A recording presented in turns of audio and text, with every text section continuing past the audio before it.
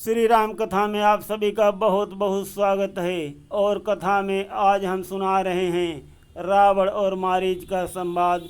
सुनिए सारा हाल। शूर्पणखा जो है रावण के दरबार में बिलख बिलख करके रो रही है। रावण अपने डर का भाव छुपा करके और शूर्पणखा को समझा करके अपने दरबार से निकलता है और अपने मामा मारीच के पास जाता है, क्योंकि रावण समझ गया है कि ऐसे हम श्री राम जी का कुछ नहीं कर सकते। खर दूषण मौसम बलवंता, तीन ही को मारई बिन भगवंता।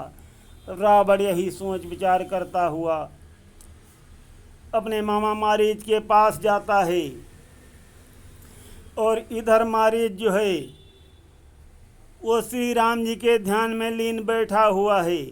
जय श्री राम, जय जय श्री राम, जय राम जय राम, जय जय राम, इसी नाम में मगन है।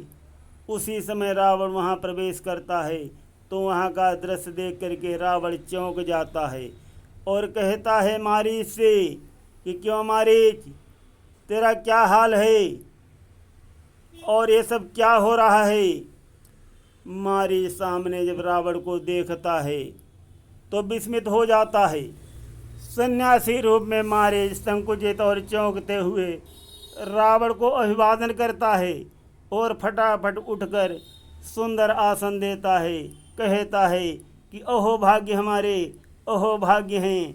जय शिव शंकर, जय शिव शंकर, आप पधारे हैं महाराज, लंकापति मेरे कुटिया पर पधारे हैं। और रावण से कहता है कि आसन ग्रहण करिए महाराज। मारीच की बात को सुनकर रावण गंभीर मुद्रा में आसन पर विराजमान होता है। जब रावण आसन पर विराजमान हो जाता है तब मारीच क्या करता है। करी पूजा मारीच तब सादर पूछी बात, कवन है तुमन व्यग्र अति अकसर आयो तात। मारीच रावण की आरती उतारता है और कहता है कि महाराज, आपको उदास देखकर मेरा मन बहुत दुखी हो रहा है और आज आपसे प्रश्न करने को मेरा मन आतुर हो रहा है। सच सच बताओ महाराज, कौन सी ऐसी मुसीबत आ गई है जिससे लंकापति का चेहरा जो है वो मलिन हो गया है। आप धनवान भी हो, बलवान भी हो, त्रैलोक विजेता भी हो, फिर भी ऐसा कौन सा कारण है जो आज आपके मुख पर उदासी है और चेहरे पर चिंता की छाया झलक रही है और अचानक आप चलकर स्वयं मेरी कुटिया पर आ गए।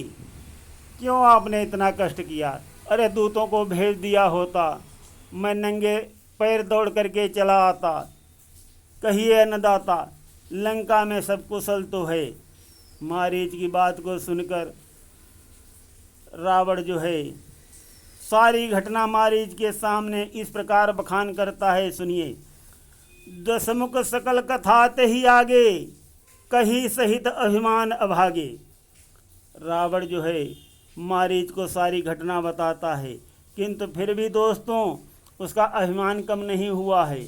अभिमान से अभिग्रसित है रावण। क्या कहता है।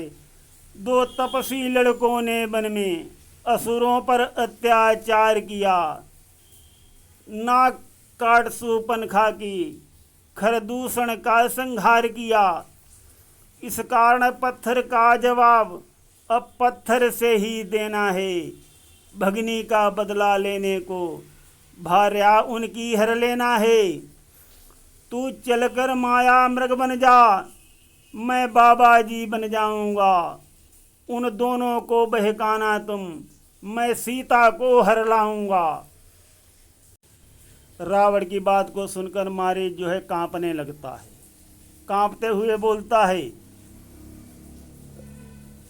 बस करो महाराज, बस करो महाराज, अब आगे ऐसा मत कहना, बस करो महाराज। इस प्रकार से मारीच रावण को उत्तर देता है और कहता है, ते ही पुनि कहा सुनऊं तस सीसा, ते नर रूप चराचर ईसा।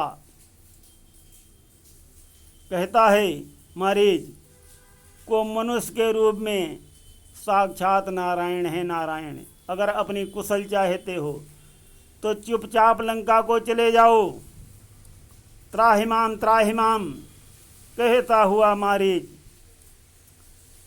आगे कहता है कि मुझे विश्वामित्र के यज्ञ वाला दृश्य अभी भी याद है, जो हमारी आंखों के सामने से नहीं हटता। और श्री राम जी का वो धनुष भी, बाण भी मुझको याद है, जिसकी पीड़ा अभी तक मैं भुगत रहा हूँ। रावण मारीच की बातों को सुनकर व्यंग करता है। सुनिए, यहाँ शायरी प्रसंग में सुनाता हूँ। जिसकी सहज ही दृष्टि से कांपता सुरलोक है, क्या उसी रावण का मामा इस तरह डरपोक है। रावण की बात को सुनकर मारीच भी व्यंग करता है। सुनिए, जिन्होंने बाण मारा ताड़िका का दम निकाला है, जिन्होंने चाप शंभु का सहज में तोड़ डाला है, जिन्होंने भाई खरदूषण को सहज ही मार डाला है, जिन्होंने अपने बाणों से मुझे लंका में डाला है, उन्हीं को आपने बलहीन और नादान समझा है। बड़ा धोखा हुआ, भगवान को इंसान समझा है। इस प्रकार से मारीच जो है रावण से व्यंग करता है। मारीच की बातों को सुनकर रावण बहुत क्रोधित होता है और कहता है कि मूर्ख, मेरा गुरु मत बन। वे नारायण हैं या मनुष्य हैं, इसी बात का पता करने के लिए मैं तुझे माया का मृग बना रहा हूँ, उनके सामने ले जा रहा हूँ। वे वन में शिकार करते हैं, यदि वे भगवान होंगे तब तो तेरा कपट पहचान जाएंगे और उठेंगे ही नहीं, और यदि वो राजकुमार हैं तो शिकार देखकर उसे मारने के लिए उसके पीछे अवश्य दौड़ेंगे। तब ये सिद्ध हो जाएगा कि वे ईश्वर नहीं हैं, नर हैं। यदि यह निर्णय होगा कि वे भगवान हैं तो वहीं जबरदस्ती युद्ध छेड़ दूंगा और उनके बाणों द्वारा मरकर मुक्ति प्राप्त कर लूँगा।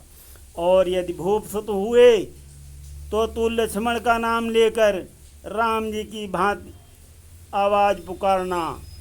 उनके पुकारने से जब लक्ष्मण सीता को छोड़कर चले जाएंगे तब सीता को हर ले जाऊंगा और संसार का सुख भोगूंगा। कदाचित उन दोनों ने हरण में बाधा उपस्थित की अथवा पीछे पता लगाने पर वे युद्ध के लिए आगे आए तो मैं दोनों भाइयों को रण में जीत ही लूँगा, इसमें कोई संदेह नहीं है। समझा मूर्ख। इस प्रकार से रावण मारीच से कहता है। और आगे रावण कहता है, यदि नहीं साथ देगा मेरा तो सारा ज्ञान भुला दूंगा, सीता को हरने से पहले यमपुरी तुझे पहुंचा दूंगा। इस प्रकार जब मारीच को रावण धमकी देता है, मारीच कांपने लगता है। मारीच को कांपते देख करके रावण कहता है, नालायक, जो मैं इरादा कर चुका हूँ वो बदल सकता नहीं। बल ये रस्सी कहे जलकर भी निकल सकता नहीं। उठ खड़ा हो, साथ चल, बकवास सब बेकार है, सिर उड़ा दूंगा अगर फिर से कहा इनकार है।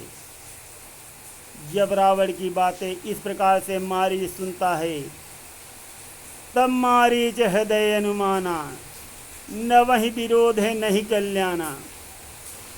मारीच ने समझ लिया जब इसका विरोध करने में मेरा कल्याण नहीं है।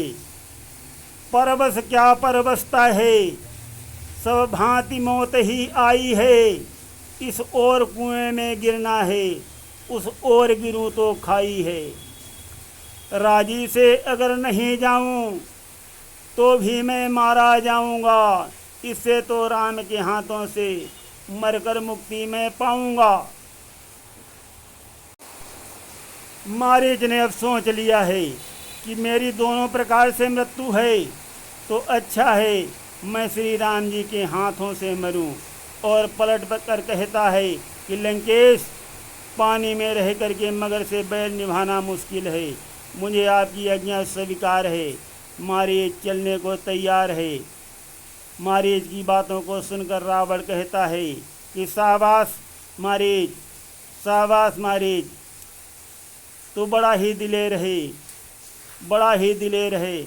और रावण जो है मारीच की तारीफ के पुल बांध देता है।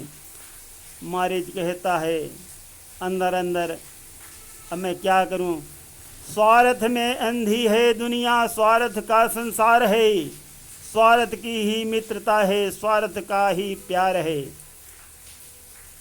असजिय जान इंदसानन संगा, चला राम पद प्रेम अभंगा, मन अति हर्ष जनावन ते ही, आज देखियो परम स्नेही।